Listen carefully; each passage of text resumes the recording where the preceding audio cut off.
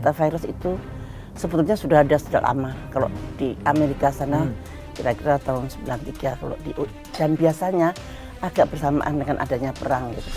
Kalau virus asalnya itu tidak ditemukan, kita boleh menduga bahwa itu adalah bukan wabah yang alami, tetapi itu bikinan manusia.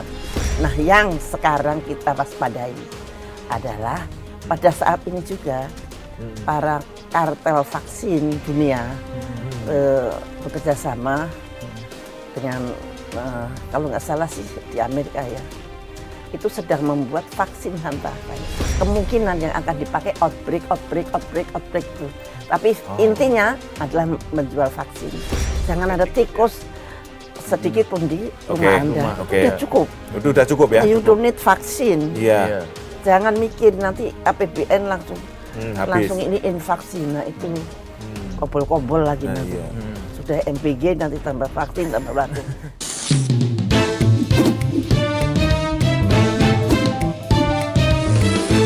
To the point aja. Assalamualaikum warahmatullahi wabarakatuh. Halo Sobat Sindo, ketemu lagi di To The Point aja. Dan kita sekarang sudah bersama dengan Menteri Kesehatan RI periode 2004-2009, Ibu Siti Fadila Supari. Halo, apa kabar Ibu? Sehat? Baik, alhamdulillah. Sehat. Dan kita juga, ya terima kasih sudah hadir di To The Point aja. Saya tidak sendiri, saya juga bersama dengan Mas Pung. Dan kita akan membahas tentang salah satu isu yang lagi ramai, tidak hanya di media mainstream, tapi juga di media sosial ramai. Ini hanya untuk klarifikasi ya Mas Pung ya. Seperti apa sih sebenarnya virus yang kemudian kita sebut sebagai hantavirus ini, Bu? Nah terus kemudian ini banyak spekulasi, banyak konspirasi di balik virus ini. Ada yang bilang bahwa virus ini memang virus yang sengaja dibuat, atau seperti apa. Nanti kita akan banyak ngobrol dengan Ibu Siti Fadila untuk lebih dalam mengetahui tentang virus hantavirus ini, Bu. Nah, menurut Ibu kira-kira ini seperti apa sih, Bu? Apakah sama hantavirus ini dengan virus COVID-19 yang terjadi di medio tahun 2020 lalu? Ya, oke, terima kasih pertanyaannya. Memang sekarang sedang booming banget tentang hantavirus ini. Nah, ini kebetulan hantavirus itu sebetulnya sudah ada sejak lama. Kalau di Amerika sana kira-kira tahun 93 kalau dan biasanya agak bersamaan dengan adanya perang gitu. Di Korea, perang Korea, itu juga ada hantavirus. Nah, kalau di Indonesia, apakah pernah, itu kan dari tikus ya. Jadi tikus, kotoran tikus, liur tikus, yang diklaim bercampur dengan debu toh ke manusia, manusianya sakit. Nah, itu memang virus itu memang ada hubungannya dengan keberadaan tikus. Nah, kalau di Indonesia pada waktu banjir atau di Jakarta, ketika saya menjadi Menteri Kesehatan, kalau ada banjir yang banyak itu, kita sering menemukan pasien leptospirosis. Nah, itu juga kencing tikus yang bercampur dengan air kemudian kontak pada manusia, itu agak logis.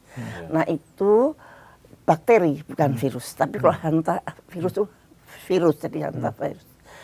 Kalau sekarang saya lihat ada beberapa berita tadi di kapal Honduras, kapal pesiar ditemukan 3 orang atau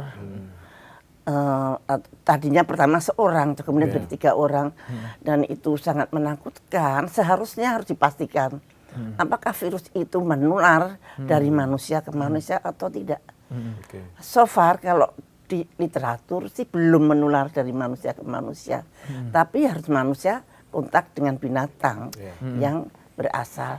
Jadi kita sangat penting sekali menemukan virus asalnya.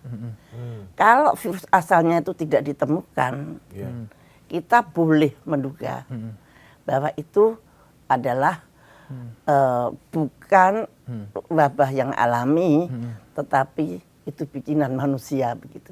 Seperti COVID kemarin kan sampai berapa tahun belum bisa dideskripsikan dari mana asal virus yang asli dari apa namanya tuh kelelawar. Kelelawar, ya. Yang Amerika mengatakan dari Cina mengatakan dari Amerika dan itu menjadi apa namanya udur-uduran gitu ya kalau bahasa Jawa, udur-uduran. Tapi itu sangat menunjukkan bahwa sebenarnya tidak ditemukan virus alam yang asli. Padahal sebetulnya itu adalah syarat untuk mengatakan satu pandemik. Jadi maka banyak para ahli yang mengatakan bahwa COVID itu bukan pandemik. Nah itu, tetapi ada unsur bikinan manusia. Jadi ciri-ciri virus yang bikinan manusia itu salah satunya adalah asalnya tidak jelas, gitu ya? Asalnya jelas dari tikus, tapi dia tidak bisa menunjukkan. Menunjukkan ini ditemukan di sini tentu saja dengan ilmu ya, dengan epidemiologi yang betul bahwa itu betul-betul hewannya yang menyebarkan adalah ini, virusnya berasal dari sini, jalannya begini. Nah itu harus urut. Nah kalau itu urut, nah itu kemungkinan betul. Tapi kalau menular dari manusia ke manusia, itu nampaknya sih sangat jarang. Iya. Tapi kan banyak Bu di mana ya, di berita, di media sosial juga bahkan ada juga himbauan gitu ya untuk menjaga kebersihan, tidak bersentuhan secara langsung. Pada akhirnya ini mirip-mirip sebenarnya. Jangan lupa kita sudah terbohongi pada waktu COVID dengan menularnya sampai kita membuka lift pakai siku, pakai membuka pintu pakai siku. Nah itu kita dibohongin dan semua manut dibohongin, nurut saja dan itu lucu banget sampai kita tidak bisa berpikir secara logis. Kalau virus itu tidak bisa diam saja di meja begitu, dia mau makan apa? Virus butuh kita untuk makan. Nah kalau di tempat handle pintu atau apa itu dia sekian menit pasti akan mati. Karena dia butuh. Jadi itu tidak benar. Padahal saya sampai. Tapi itu menakut-nakuti. Justru sistem mereka adalah menakut-nakutin. Itu jauh lebih berbahaya daripada virus itu sendiri. Dan ternyata seluruh dunia ketakutan semua. Dan mereka berhasil untuk merubah roda perekonomian, kemudian merubah semuanya, bahkan merubah peradaban. Yang dari kita tadinya tidak kenal dengan online, kita sekarang kecanduan online. Nah, itu perubahan peradaban. Jadi itu memang sangat dahsyat. Virus ketakutan itu lebih dahsyat daripada virus itu sendiri. Ya. Tadi Ibu mengatakan ada korelasi atau hubungan antara keluarnya virus dengan sebuah peristiwa perang gitu. Dari sejarahnya. Ini gimana Bu? Ini menarik ini Bu. Ini karena saya baca kepada perang Korea, kepada ini. Kalau di Amerika itu di dekat New Mexico di sana. Jadi namanya Four Corner kalau nggak salah pada tahun 93 juga ditemukan. Dan yang di Amerika itu yang paling ganas. Case fatality rate-nya itu bisa sampai 40%. Antara 30 sampai 40%. Jadi angka kematiannya cukup tinggi. Tapi yang di Asia dan Eropa itu hanya 1 sampai 2%. Sebetulnya kita tidak terlalu takut. Menurut saya jangan terlalu takut akan terjadi pandemik yang ini gitu ya. Yang penting itu penyebabnya apa? Tikus, ya tikusnya lah yang kita hilangin. Sumbernya yang kita hadapin tikusnya, jangan manusianya yang diberikan vaksin gitu. Nah ini sebetulnya pikiran kita sudah terbalik-balik kayak waktu COVID. Mestinya virusnya yang kita hilangin, bukan orangnya yang kita suntikin virus malahan. Nah itu satu cara berpikir yang kebalik tapi berjalan dengan lancar ke seluruh dunia itu. Artinya kalau andai kan itu benar, ada. Saya belum jawab ya. Kenapa kok dengan perang? Mungkin ya ini karena di situ tidak diterangkan, yang saya baca tidak diterangkan, hanya kebetulan saja. Mungkin pada waktu perang keadaan ekonomi turun, kebersihan juga buruk sehingga tikus bisa berkembang banyak dan saya kira hubungannya seperti itu. Jadi bukan karena perang kemudian ada itu. Nah, yang sekarang kita waspadai adalah pada saat ini juga para kartel vaksin dunia bekerja sama dengan kalau nggak salah sih di Amerika ya, itu sedang membuat vaksin hantavirus, vaksin dan mRNA atau gene terapi.